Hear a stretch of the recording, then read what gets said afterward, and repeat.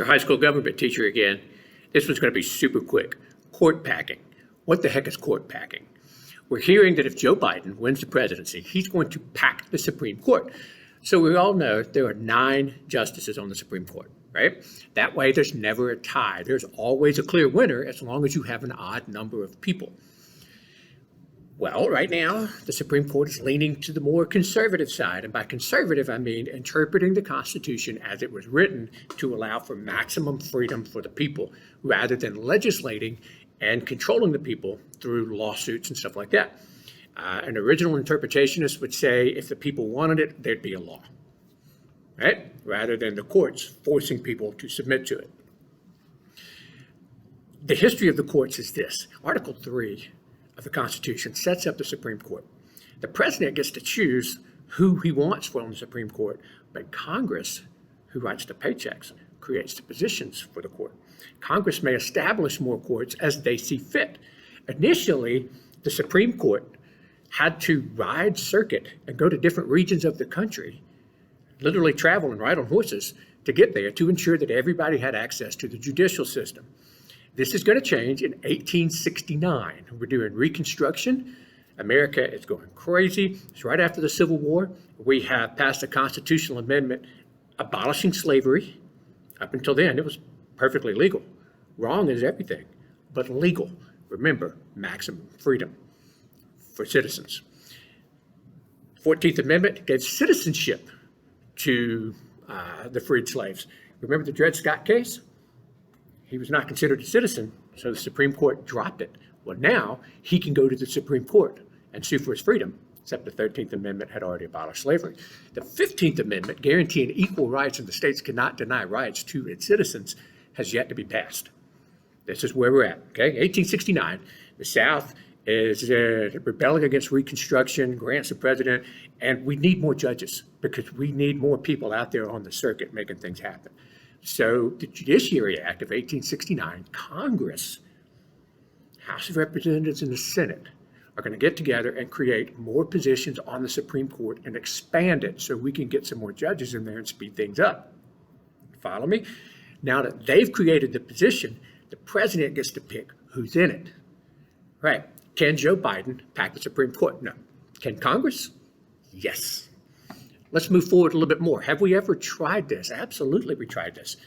FDR, in 1937, tried to pack the courts. And this is where we get the term court packing from. He had just won re-election. It was his second term. And we all know from the famous quote from one of our presidents recently, elections have consequences.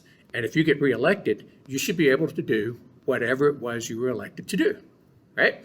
And so the Supreme Court kept blocking a lot of the things that FDR wanted, ruling it as unconstitutional.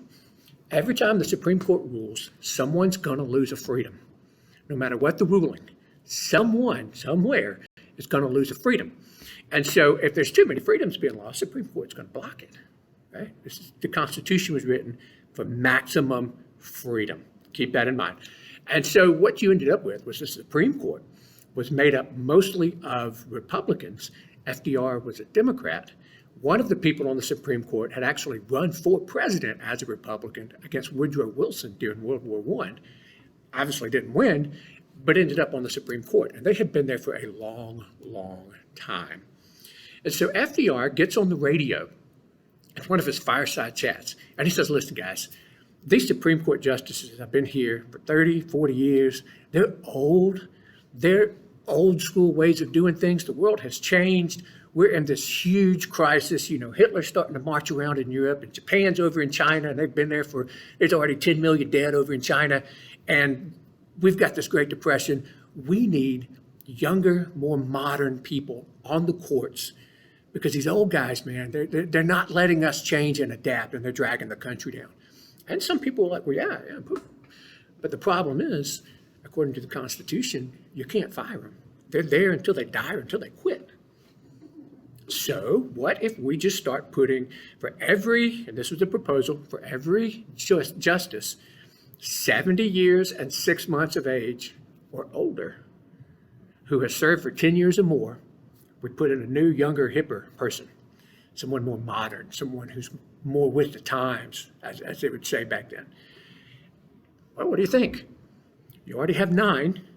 And so if 5 of them are over 70, then you need to put at least 5 more in. Suddenly we have 14 justices. And you can't have an even number because that would mean something's going to come in a tie. So you're going to have to appoint 6 and go with 15 justices. Suddenly you got a big court, right? And then what about the next president who comes along? If he doesn't like them, he's going to have to put in like 8 so that he can overpower the 6 you appointed. And now we're up to 23. And the next guy's going to have to appoint 10. Now we're up to 33. And where does this stop? So this little measure collapsed upon itself, upon its own weight. Nobody really liked it. FDR's own party voted it down, and it just kind of disappeared. After a while, he realized he wasn't going to get what he wanted, and he just withdrew his proposal. But it was never his place. It was Congress's place, according to the Constitution, to create new judgeships. So going back to Biden, would Biden pack the courts? No, he would not, because he can't. Would Congress pack the courts? Technically, they could, but it would have to pass both houses of Congress, the House of Representatives and the Senate.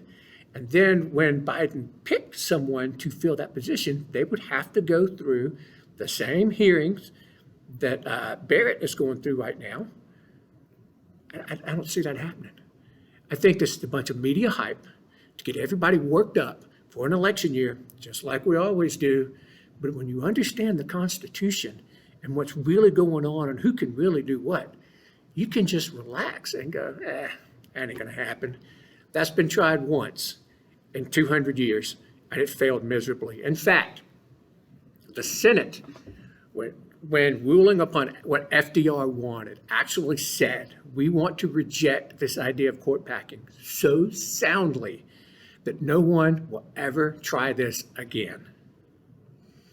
When you're up on your history and you know how things work, it's not nearly as bad as the media makes it out to be, is it? All right, man, y'all have a good day.